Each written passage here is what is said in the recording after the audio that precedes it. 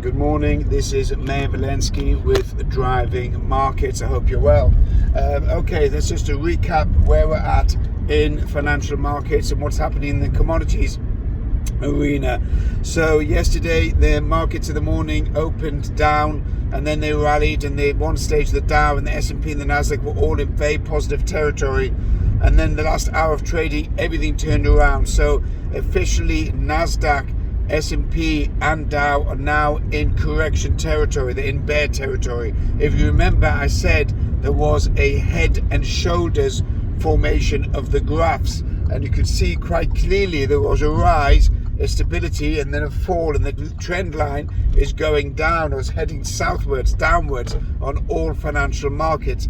That means that the trend is down, which means furthermore that the rallies, which was yesterday, the market bounced up, could not hold itself and went from a 500-point gain on the Dow to nearly 200-point loss. That's a 700-point turnaround. Now that is an indication that there's very little appetite to buy this market. If it doesn't turn around soon, it means that any rise in the market is an opportunity to sell, and we're going into a bear market. I've been saying this since September, but I had it wrong. All the way from September through to January, I was wrong. In the beginning of January, I said the market's going to turn, and everyone was against me, which I understand, because at the time, all the indicators looked like the financial markets were just going to continue 2022 with a steep rise. However, with inflation, the core inflation and headline inflation rising. Remember, core inflation is running at around about 15-20%. But headline inflation, which is, in my opinion, a very, very narrow-based reading based on a basket of goods, is running at about 5.5% to 7%, depending on which country you're in. So in the UK, it's 5.5%. In the States, it's 7%. However, core inflation, which is underlying inflation, is burning and raging to such a level that the central banks really don't know what to do.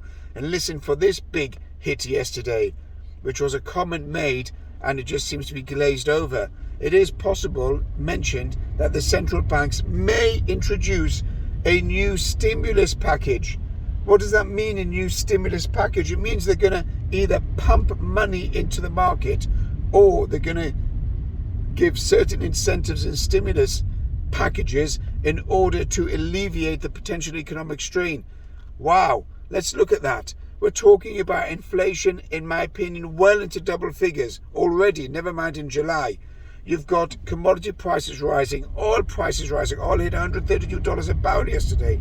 You've got the cost of soft grains, which is wheat, barley.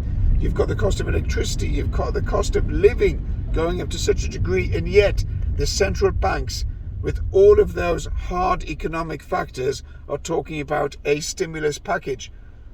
That's crazy. That's going to send inflation not into double digits. It's going to send the inflation into 20% and 30%. I'm talking about 10%. And now, if they do a stimulus package, you're talking about 20 or 30%. That is just crazy. The central banks have completely lost control of inflation, and they've also got no way of raising interest rates to control inflation. If they raise interest rates too much, then the economies of the developed West will be hammered even further. Think about that one. That is just absolutely mental. It's not normal. Okay, so what's likely to happen going forward? Likely to happen is going to be continuing drop in financial markets. Look at nickel. Remember, I said to you, nickel yesterday is a major component in the electric vehicle batteries. Yesterday it hit $10,000 a ton, the highest ever, and it was suspended. Trading was suspended due to the fact that it breached all upper limits. What does that mean going forward? It means that the demand for nickel is so high due to the lack of production from Russia, is that you're going to have a situation where nickel is just going to rise and rise and rise, like wheat, barley and corn. So you've got to look at where you're at in financial markets. Your portfolio is going to be affected. Double-digit inflation by July. That's what I put my money on. That's what I reckon. I reckon interest rates are going to be, as I said over and over again, between 4 and 5% minimum by the end of the year.